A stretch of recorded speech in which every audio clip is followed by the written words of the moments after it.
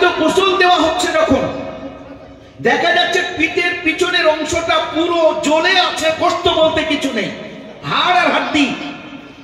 সৈয়দ হুসাইন আহমদ মাদানী নওয়ারাল্লাহু বারকাতাহুকে জিজ্ঞাসা করা হচ্ছে, হুজুর আপনার উস্তাদের পিঠের নিচের অংশে এই পরিস্থিতি কেন?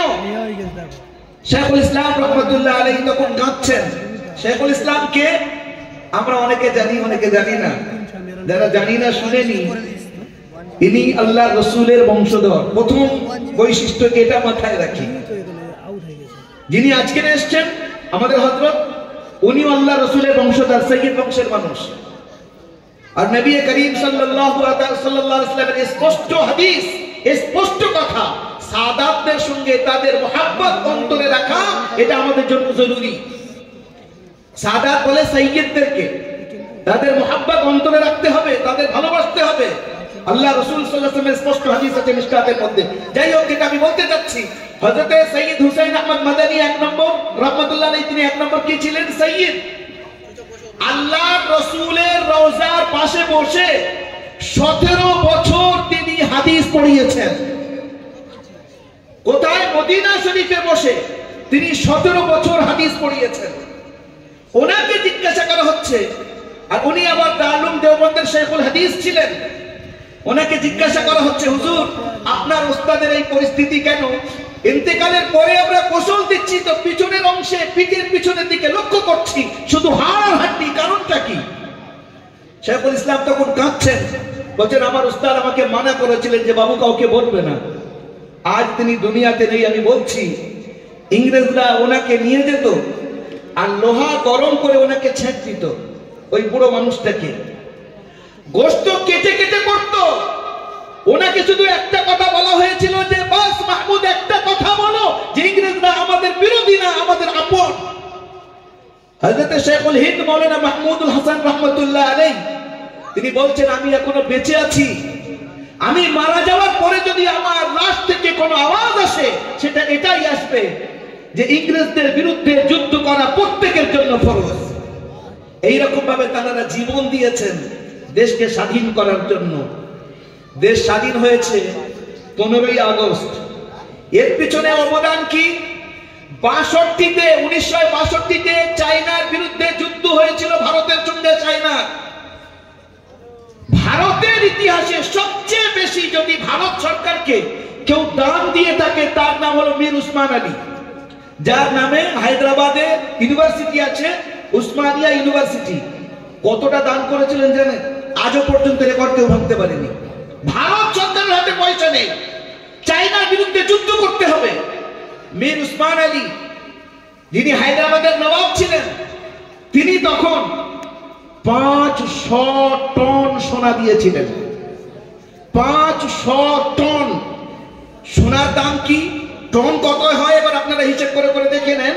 500 টন সোনা দিয়েছিলেন তখনকার লাল বাহাদুর শাস্ত্রীর হাতে, তখনকার ভারতের যিনি প্রধানমন্ত্রী ছিলেন। এই নেন, আপনি এই চায়নার বিরুদ্ধে যুদ্ধে যা লাগে আপনি ব্যবহার করেন, আমি আছি। মুসলমানদের এই অবদান ইতিহাস থেকে আরো কেটে দেওয়া হচ্ছে। আরো কেমন কাজ করেছিলেন আমরা পরস্পর যদি দেখে যাই। বলছিলাম যে 1947-এর 15ই আগস্ট আমাদের দেশ স্বাধীন হয়েছিল, কিন্তু 1950-এর 26শে জানুয়ারি আমাদের দেশের যে মূল, যেটাকে আমরা আমাদের সংবিধান বলি, সেটাকে অ্যাপ্লাই করা হয়েছিল। ইংরেজরা বলেছিল যে তোমরা স্বাধীন হবে, তোমাদের নিজেদের কানুন কোথায়, তোমাদের নিজেদের কনস্টিটিউশনটা কোথায়? তখন আমাদের first prime minister of India Pandit Nehru তখন বলেছিলেন যে আমরা এটাকে অ্যাকসেপ্ট করছি, আপনাদের চ্যালেঞ্জকে আমরা কানুন বানাবো। কানুন বানানো শুরু হয়েছিল। আশ্চর্য হবেন, পৃথিবীর মধ্যে ভারতের যে সংবিধান, পৃথিবীর কোন দেশে এত সুন্দর সংবিধান কোন দেশে নেই। আমি একটা দুটো জিনিস আপনাদেরকে দেখাচ্ছি। আমি সেই সমস্ত শিক্ষিত ভাইদেরকে বলছি, তাদেরকে বলছি, আমাদের যুবকদেরকে বলছি, নিজেদের ইতিহাস একটু পড়ি। একজন মানুষ ছিলেন হযরত হাফিজ গোলাম মোহাম্মদ মুর্তজা রহমাতুল্লাহ আলাইহি, তিনি আমাদের হয়ে কাজ করে গেছেন, আমরা পড়িনি তার লেখা। উচিত ছিল তাকে গুরুত্ব দিয়ে তার লেখনীকে পড়া।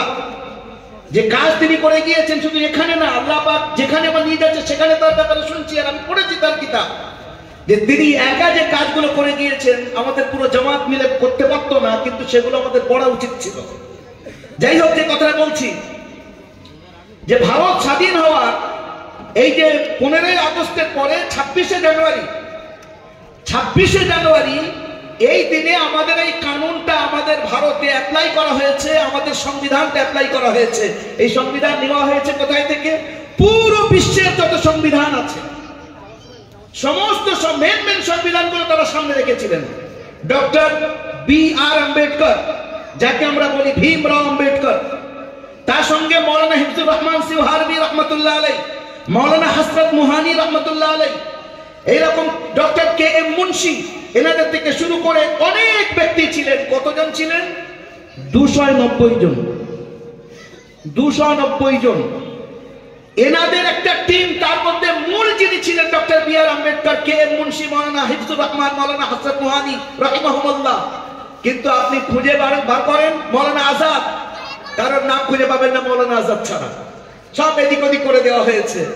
বলছিলাম এই কানুনটা কিভাবে তৈরি হয়েছে, আমি একটা উপমা আপনাদেরকে দিচ্ছি।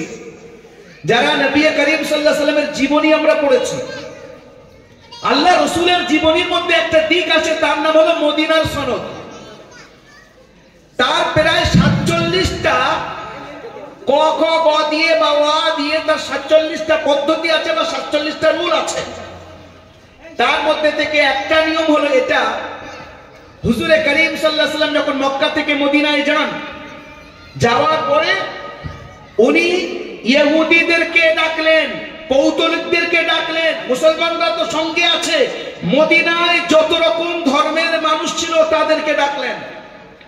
আর ডাকার পরে তিনি একটা এলান করলেন, একটা কানুন তৈরি করালেন, কি? যে মদিনা আমাদের সবাইয়ের দেশ। তাহলে মদিনার উপরে যদি আক্রমণ করা হয় বা বাইরে থেকে কেউ আক্রমণ করে, তাহলে তখন আমরা নিজের ধর্ম না দেখে সবাই এক হয়ে মদিনার হেফাজতের কাজ করব। ওই কানুনটা ডক্টর কে.এম. মুন্সি বলছেন, ও কানুন ওখান থেকে আমরা আমাদের ভারতের সংবিধানে নিয়েছি। ভারতের সংবিধান কি?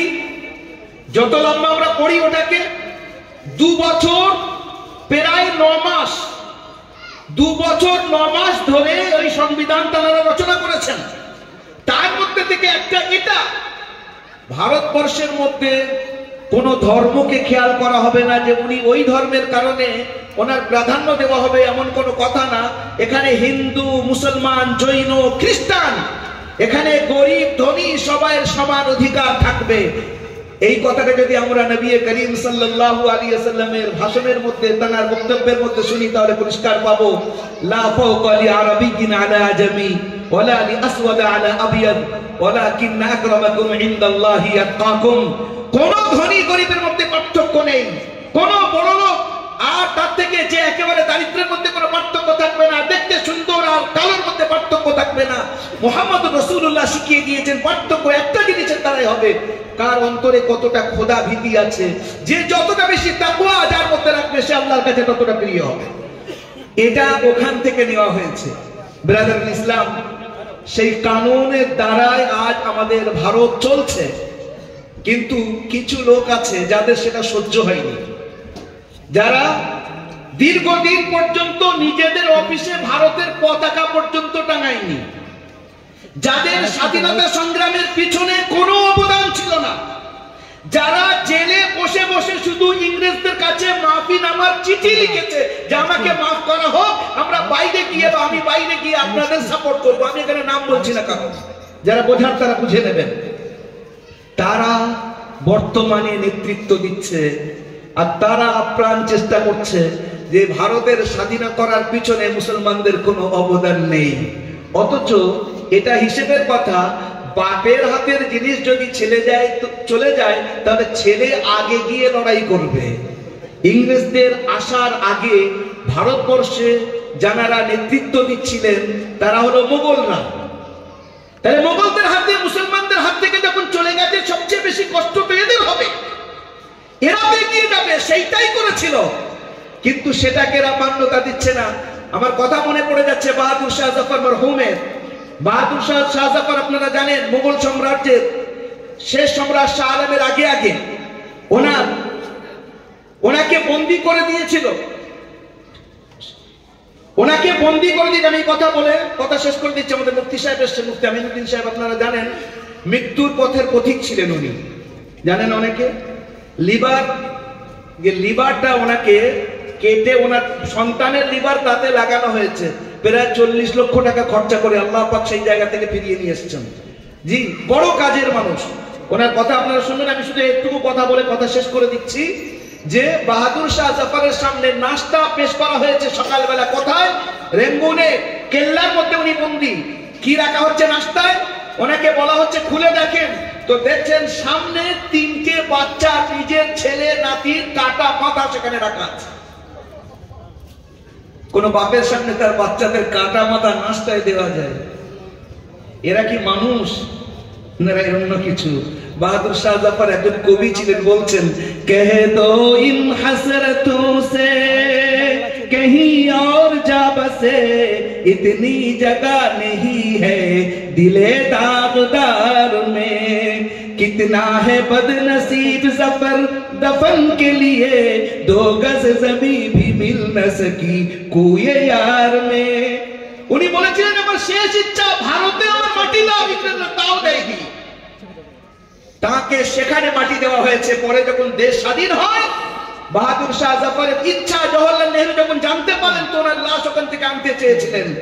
ওলামারা ফতোয়া দিয়েছেন না, উনি ওখানেই থাক, কিয়ামতের দিন মজলুম হিসেবে আল্লাহর সামনে দাঁড়াবে যে আল্লাহ আমার উপরে কেমন অত্যাচার করা হয়েছে, আমার খানদান নিজের দেশের জন্য তারা কি কুরবানি দিয়েছে। ও মুসলমান, আমাদের ইতিহাসকে ভুলিয়ে দেওয়া হচ্ছে, আর উপরন্তু আমরা অত্যাচার নিজেদের উপরে করছি যে আমরাও ইতিহাস পড়ি না, ইতিহাসের খবর রাখি না। এই বলে আমি আমার বক্তব্যের ইতি করছি। ওয়া আখিরু দাওয়ানা আলহামদুলিল্লাহি রাব্বিল আলামিন।